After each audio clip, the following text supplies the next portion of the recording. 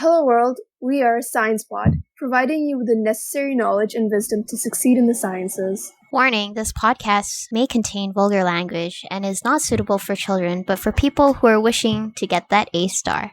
We are not professionals, but we will still try our best to teach our audience about the wonders of science. This is dedicated to students by students. So sit back, relax, and we hope you enjoyed the podcast. So, this episode, we're going to be talking about our university applications. I know all of us applied to different countries and different courses, so why don't we go around and say what it was again? I applied to the UK for medicine. I applied for creative industries in Toronto, Canada. I applied for law, also in the UK. And I applied for physics in the UK. I think the first part of any application journey is the decision to take it, and that's probably the hardest and the longest part. So, Ali, why don't you tell us why you picked out creative industries? Creative, because I'm creative and I like business, so creative industries. I don't think I can get any more simpler than that. But it's a very interesting program. It's pretty new. Not a lot of people know about it, but it fits what I want to do. So that's why I picked creative industries. It's very niche. So how do you decide to Yeah, I did a whole bunch of research on Reddit before I actually chose it because, as I said, it's not that popular. Not a lot of people know about it, but I looked at the content and it's pretty good. All right. Aaron, do you want to go next? Yes. So I applied for law, and truthfully, I think looking back on the whole university experience process, I would really commend what you've done by researching. And I think that's maybe something I didn't do as much of into the course, maybe what the actual modules entail. And that's something I would really recommend, really getting to grips with sort of why. And so I chose to study law mainly because I knew and anticipated that it would offer a lot of the sort of academic skills that would prepare me for sort of whichever career I chose to go into. Did you watch a lot of law shows ever? Yeah. No. I really noticed that there wasn't really many British law students that were openly on sort of YouTube or on social media. And one of the greatest resources I found for getting to grips with what a law degree is like was from reaching out to students themselves via LinkedIn, which is something so daunting. Trust me, I sat and I had you have this little invitation message box that is only maybe 300 characters and how you can sort of introduce yourself. And I agonized over what I could say or what I should say. But law students all understand how difficult it is. And I think above all, they understand just how difficult the degree is in itself. So they want students who do take it to know what they're getting themselves into in essence. And I think people are more than open to communicating about their experience. I guess anyway, any student would be willing to share their experiences about their course. And I guess that's why we're here and why we do what we do, because we want to share our experiences, which are all very individual, but do represent Yeah. Like when I was first starting out, I wish someone was there to tell me all this stuff. It would have given me a huge head start. Yeah. Okay, Jay, your turn. Yeah. Okay. So I chose physics, and it's pretty cliche reason. I know. Okay, this is the truth. I'm not gonna lie. So, when I was kid, I was 7, 8 years old. I started reading books about space and stuff, and Galileo, and I thought, wow, it's cool. So even in school, in GCSE and year 12, I've always thought I want to be a physicist. So I kind of just went straight to the physics. But not gonna lie, now, and we're in July 2020, so a month before results day, I'm kind of thinking, do I want to do just physics? Because I think, maths, I enjoy maths more than physics. In hindsight, I look at my A-levels and I think, you know what, I enjoyed maths more than physics. Oh, you don't need to worry about that. Your physics degree is just going to be pure math. Yeah, I know. Yeah. And I think a lot of universities anyway should be able to switch courses if they're similar. Obviously, if it's physics to, I don't know, architecture, it's going to be a bit hard, but for physics to maths or maths and physics not double major, a dual degree. And also, actually, I've heard a lot of people say there's good career prospects as well. So even if I decide in 3 years' time I'm sick of doing it, then I can go into other sectors like, I don't know, IT, computing, or finance even. So you were that cliche from a young age person. Yeah. Unfortunately, I didn't write that on my personal statement. Well, not unfortunately. Yes. Ever Fortunately. since I was We'll get on to young. that later, won't we? Yeah. All right, Sam? Okay, so mine was probably the longest. Well, not from a young age, but choosing to study medicine is a huge decision because of how hard work you need to put into it. How long you're gonna be in school for? I'm gonna be in school until I'm 34, 35. Actually, that is a life decision. I'm basically deciding what I want to do for the rest of my life. I debated whether or not taking medicine for most of my life because being brought up in a sort of Indian family, if you're born a girl, you go into medicine. If you're born a boy, you go into engineering. And I was brought up thinking that. And once I turned 13, 14, I was like, wait, is this really what I want to do? Like, look at people's insides? That doesn't sound very appetizing. No, appetizing. It didn't make me hungry. We won't include that, obviously, but no, we should include it. Expose. That didn't sound very appealing. But yeah, but I did work experience at a surgery place in neuroscience, and I saw brain surgery really wasn't that bad. It kind of inspired me that I'm generally going to make a huge change in people's lives, and it's probably going to be bigger than any other career that I could have chosen for myself, because truthfully, science is probably something I'm better at than other subjects. I always knew I wanted a STEM career, because STEM is the future, right? At first I thought I was going into STEM, but then I was like, well, like when I got into A levels, I was like, not anymore, bye. So, yeah. I feel like entrepreneur, like it's like the perfect career, except that it's risky. Yeah. Oh, very risky. That's what makes it not perfect. Okay, so it's not the perfect career, but it's good. Yeah. Okay, so now let's go into how we actually went ahead with our decision. Like, okay, I decided medicine, but now it's time to apply. And being in the Cayman Islands, I had the decision of deciding which country I want to apply to. Because I could apply to US, Canada, or UK. But I had a UK passport. So it wasn't a very hard decision for me, because $9,000 per year, thank you. If I go to the US, $1 million per year, no thank you. You think I'm joking? Yeah, it's really expensive in the US. Well, you leave that school with like $1 million in debt, for sure. Well, all of us actually applied to the UK unis, didn't we? Even though Ali didn't want to go to the UK, she still applied, right? Yeah. Just in case. I'm just... Yeah, so we all applied through UCAS, which is extremely daunting. Oh gosh. What's the process like? Okay. Like, step one, well, we've already discussed step one, finding your course. Step two is deciding, which universities or which you top go 5 universities. And then your top 5. Yeah. So I'll walk through what I did to research, and then pretty much, I'm not going to lie, I use a lot of league tables. I know it's not the best way of doing it, but I looked at the league tables, but then I thought, I saw places like St. Andrews, Durham, and I was like, no, those places seem a bit dead to me. I'm more of a city guy. So I narrowed it down by location. And then another very helpful thing, probably actually the most helpful thing that you can do, is visit the actual university on an open day, preferably. But even if it's not an open day, just go there anyway. You can get kind of a vibe like to how the place is. I picked around 3 to 4 unis with pretty high offers, and then a final one with like a relatively lower offer compared to the other one. So it's a good insurance choice, in case. I went about picking universities quite similarly to the way that you did. I'm a bit almost embarrassed that I kind of went on how universities looked.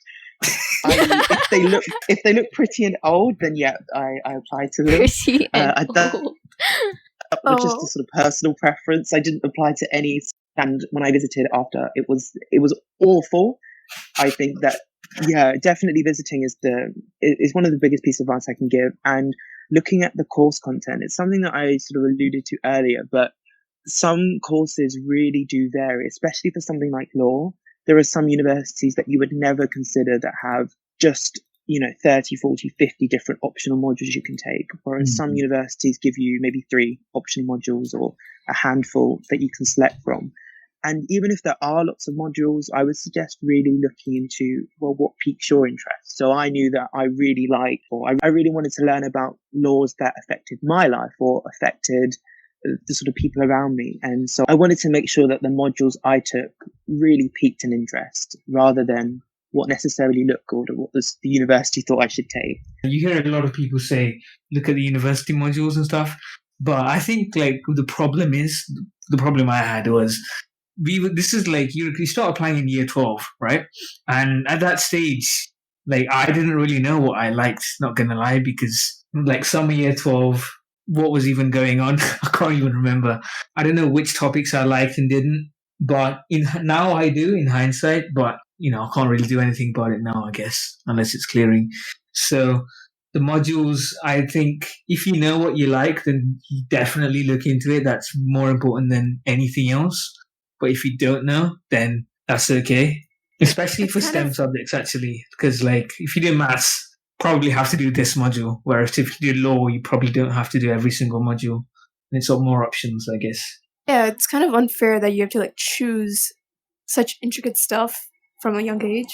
Because like sometimes there's very like smaller degrees that probably has exactly what you want, but you decide to take the sort of general subject instead. Yeah. How I chose my universities, okay, I did the same thing. League tables, you want to get into the best university possible that you can put it onto your resume and be like, oh, I went to Oxford. It's difficult because I kind of went through like a little bump in my AS results because I got something I didn't want to. So I started looking towards the bottom of the league tables thinking, oh, these must be universities that are more flexible and will probably take me with my bad grades, but they're not that bad. They're not even bad. They're not bad. They're not bad. What you think? At that point, I did think they were pretty bad. Medicine is special because each medical school has a different entry requirement, as in like how they pick students. They can do it based on the entrance exams, based on your personal statement, based on your reference. Like it's just a whole plethora of things. So what I did was I was a nerd. I made a spreadsheet of the 33 schools and what they looked for, if it was modern or rustic, as Aaron said. And I really liked modern-looking schools, so like University of Manchester was at the top of my list. UCL was in the middle. I ranked how big it was because I wanted to go to a big school because I go to a small school right now and I really just wanted a big change in my life. So I just started narrowing them down until I kind of had like 7 or 8 to choose from, and that's how I chose my 4. So how was the process of applying to Canada then? Yeah, we use OUAC, which is like the Canadian version of UCAS. It's pretty similar, but you're only required to sign up for like 3 universities instead of 5. Mm-hmm. And the fees, the hidden fees and all of that are actually so expensive. I swear I paid like $300 or something. I don't remember. Jesus. Yeah.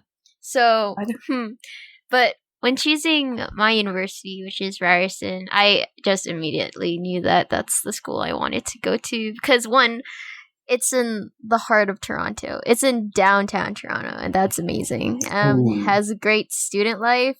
Oh, and I really honestly, I love the weather there. It looks like I don't know, I just think that I would fit in there. Like, also, another reason why I didn't sign up for, well, I did sign up for the UK. Why I didn't go to the UK is because for minors, we get to choose minors, and in the UK, you don't have minors. Oh, yeah. Oh, you meant like we're minors, and I was like, what? Like major and minor. Yeah. No, I'm gonna that does sound really enticing, like choosing one subject and then anything else to minor in. I'm thinking about taking computer science or marketing as my minor. It's pretty good, even though you don't even have a background in those areas. I also looked on Reddit. I did a lot of Reddit research and YouTube videos, and On that, like, something that was super useful was the student room. I used to like scroll on that student room every single day for hours, just like learning information, similar to how you use Reddit. yeah. Oh my god. Because there's people from university and people who are applying to university, so they all have their input, and you just kind of like absorb all this knowledge about each university. It's insane. But if you are applying to university, I'd totally recommend going to the student room because you'll find threads and forums for the specific university you're applying to. Yeah. Yeah, you just need to avoid the threads that are like, I only got 10 A stars for A levels. Yes. Can I get into Oxbridge? Yeah. Yeah. Oh god, this next step of the application process, probably that was painful, was the entrance exam. Me and Aaron had to take it, right? You had to take one for law, and Yes, I had to take 2. oh, you took Oh. 2? Which ones? Yeah, I took the one for LNAT and the one for a highly selective university, which shall remain unnamed.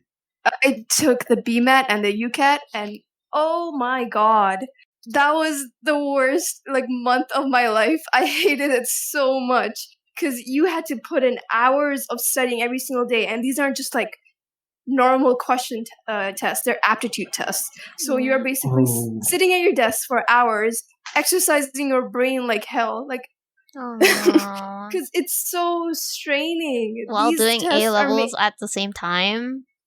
Which time period was this? Like, when were you doing these Okay. tests? So September, I was studying for my UCAT, and I did it on September 16th.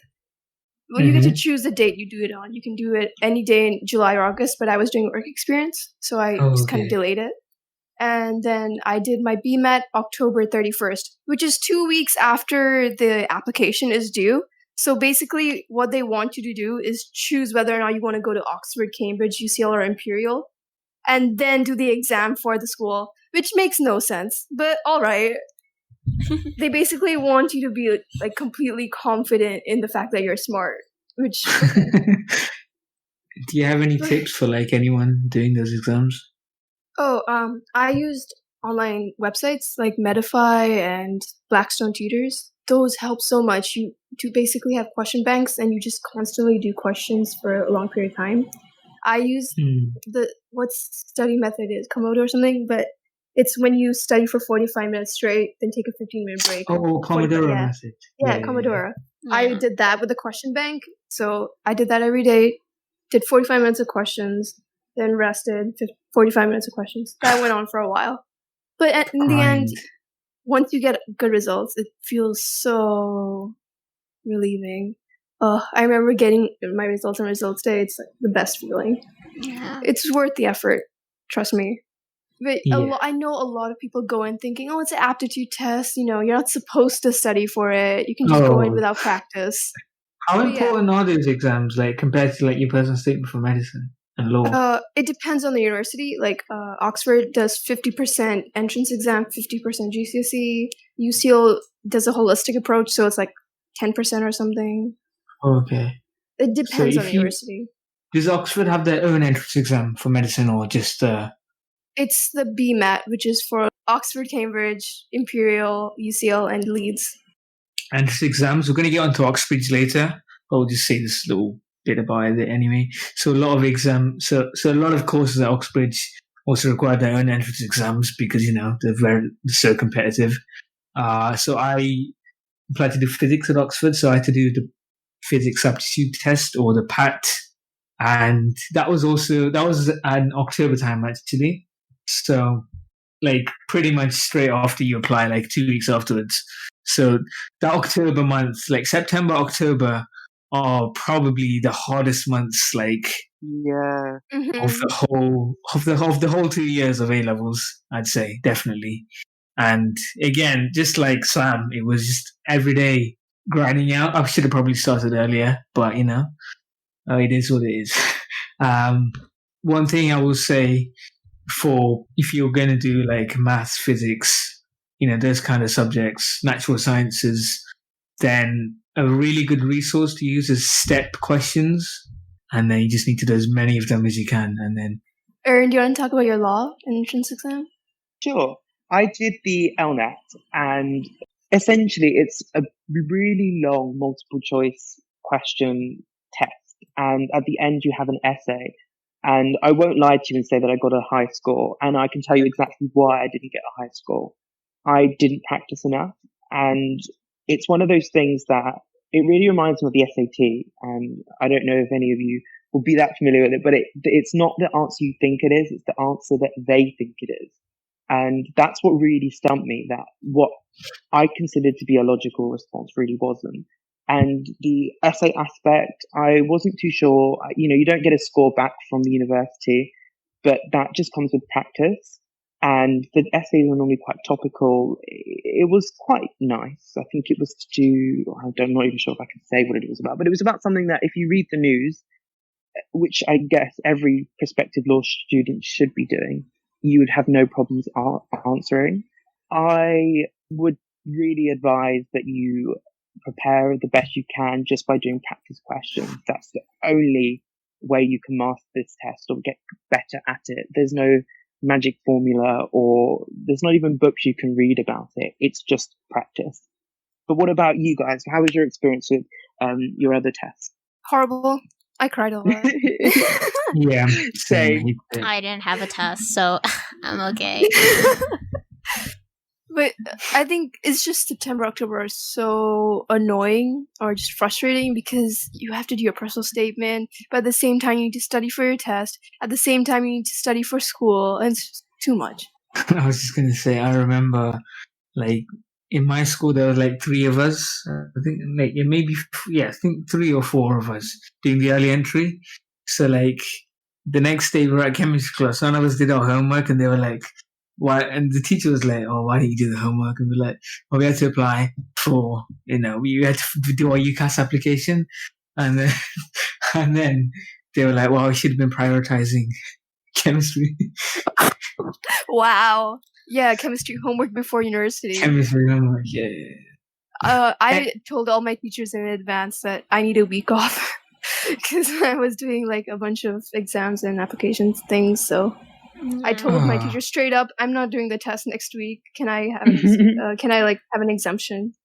I was kind of in a similar situation because I had a lot of things to do for my application, especially for media production, which was another course that I was planning to take at Ryerson as a backup.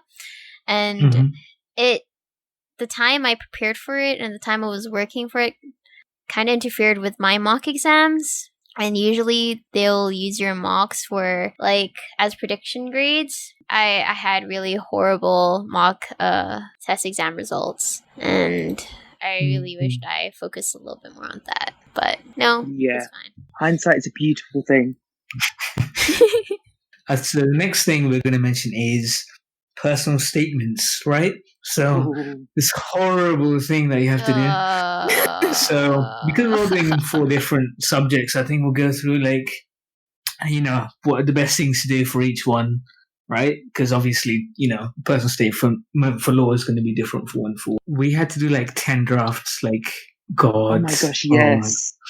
The hardest part of the 100% is starting it. What? You have the blank slate and then 4,000 characters to fill up the page. Mm-hmm. And then you just how do I try not to copy someone else? I applied for head girl the years before. So I just kind of copied all that and just started formatting it because it already had everything I needed. So I took out all the unnecessary parts and just made it centered towards medicine.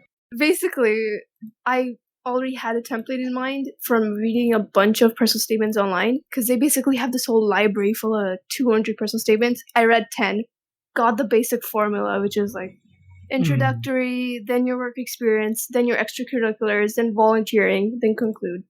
And I stuck to that template throughout my 20 drafts. I think right now, if I read it, I would think it's not complete because it's never complete. There's never...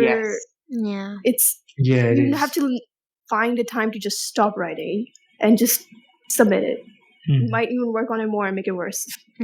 Generally. Yeah. I think you'll agree with me that the personal statement you start with is literally not the one you end with. Nothing like it, no. Yeah. Exactly. Yeah. I looked at my first one. I was looking at it the other day, and even just down to, I don't think I mentioned anything that I mentioned in my first draft, but I really would suggest finding a teacher that maybe you don't know that well, or a teacher you know is really strict that won't tell you that, oh my gosh, this is the best thing I've ever read. Or even a relative or someone that you know isn't going to kind of just tell you things to inflate your ego. That's the best way to go. Because that's what I did. And, I had teachers tell me, this is awful. This is just, you're not going to get you anywhere. And people might take that as destructive or like they're trying to break you down, but you have to remember that they're only telling you this, or people are only telling you this because they want you to do better. Yeah. And I think that's an important thing to take through the university experience, that people aren't telling you things because they want to break you down. They want the best for you. And so obviously, if you want to keep something, keep it. But if you can see where their reasoning is coming for excluding something, then yeah, definitely take it out. Exactly. It's always good to have like a second person's opinion, because I went to my GCSE English teacher and my biology teacher. So they would have two different inputs. Like one would be my grammar or whatever, and the other would be like the scientific medicine part. At that point, when they gave me they both gave me their feedback, I had to completely start over because I realized like none of it was good. And you shouldn't be scared to completely start every person's statement, because if you start early, you have a lot of time to do it. Also, I think Sam said earlier about looking at personal statements online. I did that as well, but you got to be careful, because if you're, a little bit similar, then your personal statement could get marked for plagiarizing. Mm-hmm. And then if that happens, then you're not going to get any offers at all. So use it for inspiration, not for like copy. Yeah, definitely. Yeah. Like for the formatting, definitely, but like do not copy even one sentence, not even one sentence, like what you find online. Mm-hmm. A slightly worse personal statement is better than a plagiarized one. Shall we talk about like how you can tailor each personal statement to like each subject? Basically, what I did, I took my first draft, which was my actual personal statement for the UK. But the thing is, for Canada, for Ryerson, I had to write 2 essays, and then for York, I had to write like 4. For York? For York, yeah. Well, not in the UK, but for there's another York in Canada as well. Right. Yeah. I was confused too. Yeah. So the essays there they give you like a scenario or a prompt, and you write about it. Those are pretty straightforward. Just write down your thoughts, and then like have a introduction and like conclusion, the basic. But for one of my essays, it's similar to the personal statement. So I told them my story. I gave it in a story format. I talked about how I was younger. I stole my dad's credit card as like an opening. Yeah. My first sentence was this: when you steal someone's credit card information, the finale is not expected to be wonderful. That was my first sentence. I thought it was pretty that's pretty enticing. Yeah, catchy. Brings you in for sure. Yeah. One thing, you don't want to type it out or write it out like you're giving a presentation. You need to stick to your own voice. I think that's very important. I just gave them a story of how it started and my experience, what I did. Like, I started a YouTube channel. I got like 1 million views for one of them. Well, for multiple of them, actually. I was like really passionate about video editing. She's famous. Yeah, and then Low-key famous. She is famous. Well, I had my voice and whatever was not in it. My identity was not in the videos. It was more of a, I don't want to say compilation, but I used to do like top 10 and sometimes some AMVs of anime. After that, I talked about my leadership experience. At the end, I told them that, well, this is my last sentence. A stolen credit card may have made it possible, but seizing the opportunities out of interest started the journey. That was also one of my favorite sentences. It's always the first one, the very last sentence that I wanted to make it feel like impactful in a way. For physics and maybe maths as well, like what's really important is the supercurricular stuff, not really the extracurriculars like, I don't know, let's say play cricket or swim at the weekend. It's like maths challenge, but the proper version. Yeah, like things like if you listen to even a physics podcast, right? So our podcast, yeah. No, yeah, but like if you read some books, or especially if you participate in Olympiads, like maths Olympiads, physics Olympiads, or you did well in the UK Maths Challenge, then that's really impressive. Definitely put that on there, and work experience and stuff as well. I think that's everything for physics. Okay, for medicine, I had to try and make it as super science based as I can. Even if like my extracurriculars aren't really that related to STEM, I tried not including the ones that aren't, basically. I think the first step was to just list out all like the awards and achievements that I could put in, and then start eliminating the ones that are really not relevant to science or medicine. Like, for example, the UK Math Challenge, even though it's like a great thing, you might want to just mention that in your interview. Because there are things you can include in your personal statement and then leave for your interview. That's always a good way to do it. But I included stuff like my science fair, and then I linked my science fair to the books I read to like inspire my projects, and that kind of like showed background reading. You basically want to tailor it to say that, you're actually passionate about medicine. That's like the main thing. Medicine is super competitive, and you're going to have thousands of people who are probably going to be like science fair experts and have won first place in Google Fair or something. You don't want to include stuff that's not relevant, because you only have, how many words is it? Like around 800. And you don't want to waste it on achievements that don't really matter in the end. I actually spent money on an online personal statement review website. Oh no. I spent paid off at the end. I guess I paid them 100 quid, and Jeez. what came back, they told me I was 90% perfect, and they just told me to change one sentence, which was great. I mean, it might have been that one sentence that got me the offer in the end, so worth it, I guess. I wouldn't say get that. Only get it if you can afford to. So for STEM especially, maybe, I don't know about medicine, but for other STEM, like your personal statement isn't, important as for someone who's doing English literature, for example. Your predicted grades are definitely, I'd say, more important than your personal statement. Yeah, that's true. Maybe not for all subjects, but definitely for, science and maths and stuff like that. I agree. Most universities don't even look at the personal statement, so that's something you can like research and find out. But yeah. And if they read your personal statement, it's going to be for about 5 seconds. You're going to skim through it, 10 seconds maybe. See, oh yeah, he's done this. Cool. So at the end, you're going to submit your personal statement for the application. And then the next time you'll ever see your personal statement is when the interviewers have it in front of them. Which one of us has done interviews? I've done an interview. Yeah, so really we have all done interviews. Yeah.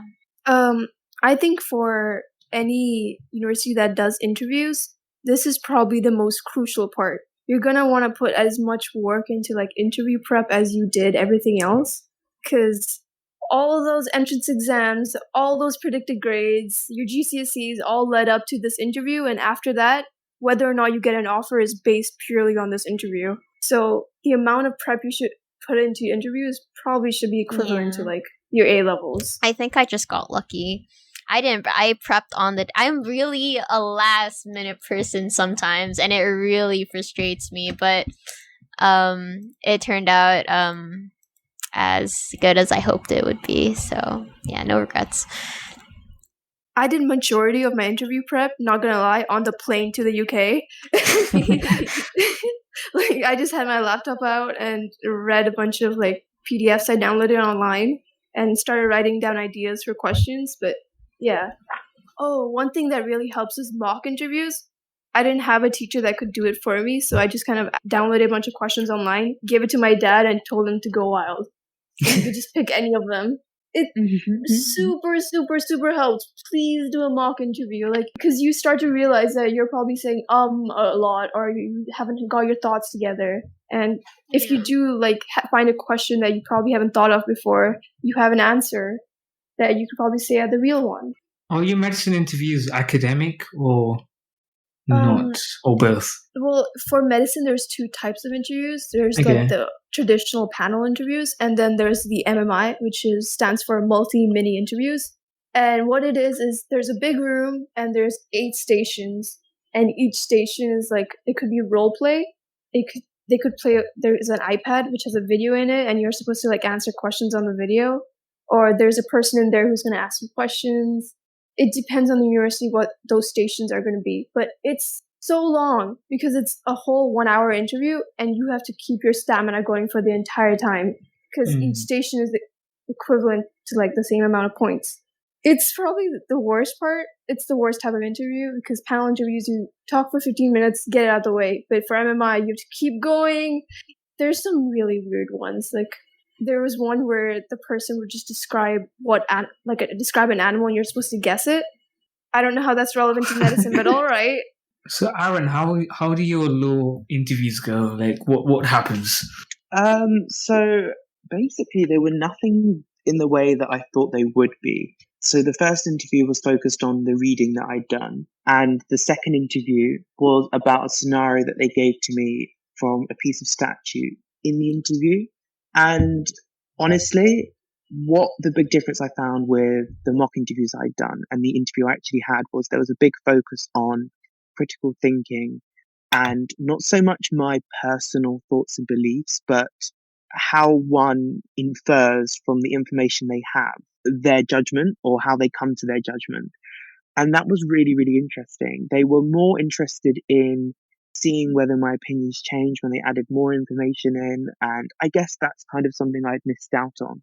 But one thing I would really advise is not being really formulaic in your responses. And I'd always been told to explore both sides. So I would almost go, on one hand, this, on the other hand, that. And then I would never really say what I believed. But I think having your own voice come through in those interviews is more important than anything. So you can, band around different ideas, but saying that, I really think this because of X, Y, Z and reasoning. And I think that can really, really come from reading What About Law? That's a really good book. And Letters to a Law Student, that's really good at helping your critical thinking, I believe. I bought a book too for interviews, and I just kind of use that too. You can never have too many resources. That's what I say. Also to put it out there, if you guys join our Discord channel, some resources on interviews will be there. So yeah, including Sam's personal notes. Yeah, exclusive content, guys, for free. Mm-hmm. Yeah, I think we SciencePod OnlyFans. Okay. OnlyFans. Wow. So we're going on to receiving offers. Oh yeah, that was the most fun part. Okay, someone did. That was the fun part.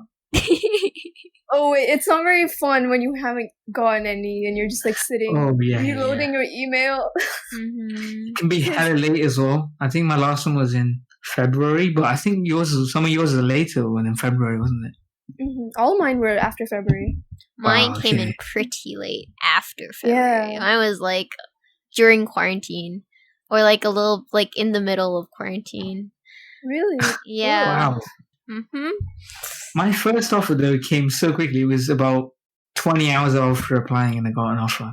Oh well, I was so gassed. Oh well, and I thought, and I was waiting next day, like, come on, where's my next one? But yeah, that didn't happen again. But well, that was for Canada though, not the UK. The UK one came quick around February, the same time. I got my first offer 2 weeks after I applied for biomedical science, which is my 5th application because you can only apply for 4 medicine universities. Mm-hmm. Oh yeah, okay. That was I saw the email and I was like, oh, that's cool. Next. I was never planning on doing graduate medicine. That's just too much time. My second offer was 2 weeks after my UCL interview, which is my first choice. And oh my god, getting your first choice as your first interview is the best feeling because you're like, oh, I'm set. Even if I get rejections from the other universities, you're fine. Because I did get rejections. And I was like, okay, so what? I got my first choice. Mm-hmm. But yeah, I saw Ali as soon as I got my offer. Like, I opened my computer, read my email, got an email, and I got my phone, went downstairs to the bathroom, called my dad. I was literally screaming in the locker room. It was great. I go out the locker room, and there's Ali trying to drink some water. Startled me. And then I screamed at her, and then I went upstairs and kept in study period. Well, for me, I was so excited that usually after you get your first choice, you would tend to do more research, I think. Did you guys do that? Yeah, I agree. Okay, this is the residence. This is where we're gonna look at the whole place, look at the dormitory and everything like that. Be part of Facebook groups and join lots of group chats. Yeah, that's what I did. It's pretty great. I the experience, as soon as I opened my email, I was like, oh my god. This is a lot, but it's the feeling that everything you've worked for and done, and the hours you spent studying just sort of paid off. Mm-hmm. Also, another thing, I'm not sure if any of you did, but I didn't get any. It was some universities do unconditional offers, which is a blessing and a curse, because it's kind of like, if you don't really want to go there and they give you an unconditional offer, then still don't choose it, because it is a way of them getting your money, really. So yeah. So just be careful of unconditional offers. It can be amazing to get one, because you're like, even if I get 5 Ds, or even if I fail all of them, all the A levels, then you're still in. But if you don't want to go there, then you shouldn't really consider it. Actually, that brings us on to firming and ensuring our offers. I think for me it was easy because I only did get 2 offers. So I already had the one from my top university and then my third choice. So let's see, how many did I'm pretty sure I got rejected by 2. Well, this is for the UK. Got rejected by 2, and the other 3 I got into. And for Canada, I got into both. So well done.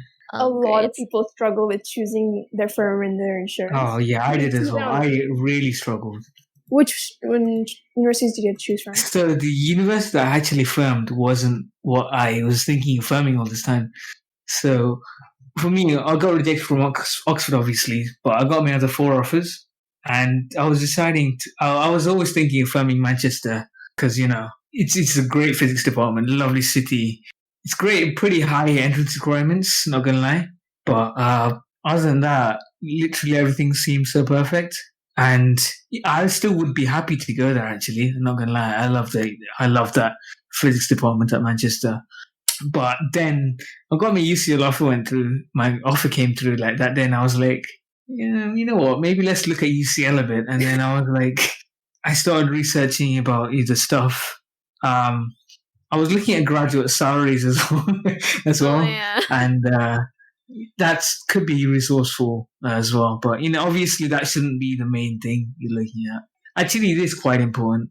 I'm kind of contradicting myself both times, but it shouldn't be number 1. But it's quite important anyway. You don't want to end up with uni with a course that has dead career prospects. Even though none of them had dead career prospects.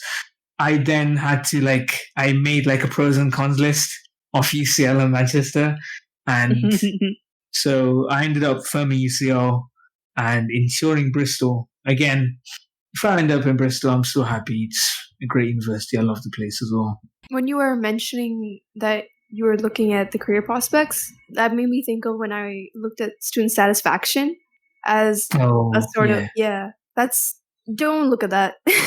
Because you might have, I know Cambridge has 92% student satisfaction, and then Oxford has 82. Oh yeah, all the London unis have terrible student satisfaction. But that's just it takes in so many different factors. Just don't look at that.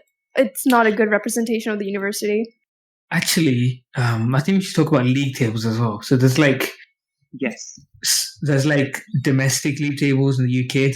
So there's the Guardian one, complete university guide, and then there's the international ones like the Times, Shanghai ranking, QS and stuff. Each one looks at different stuff. I think the Guardian one looks a lot at student satisfaction ratings, and you see some mid-tier unis, so unis you never really heard of, at the top, and then you see some of the London unis in the middle of the tables, and it's a bit weird. Yeah, you kind of have to research what all of them do, but if you look at a range of them, and you can kind of get a trend on what's really good and what isn't. Exactly. The top 10 for each league table that I found, they're never the same. Never. I found one which had Aberdeen as number 1, then Oxford at number 1. It's just a huge mix. I wouldn't trust them, but if you already have a university in mind, then go look at the league tables, but not to choose universities. Yeah. Aaron, what about you? Firm insuring, how did that go for you?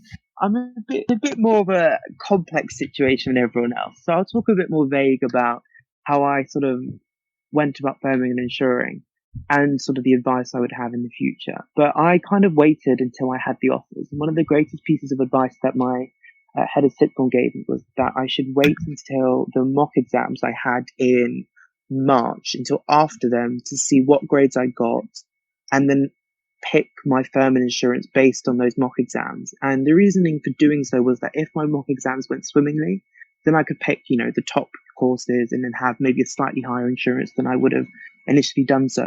And then if they didn't go so well, then I could still have that top choice, but maybe pick an insurance that was slightly lower than I had anticipated. But my biggest piece of advice would be pick a firm. Well, obviously pick a firm that you want to go to, but don't disregard your insurance choice as just some random university that you don't know much about, because there is, sadly, still a chance that you might end up going there if results day doesn't go as planned.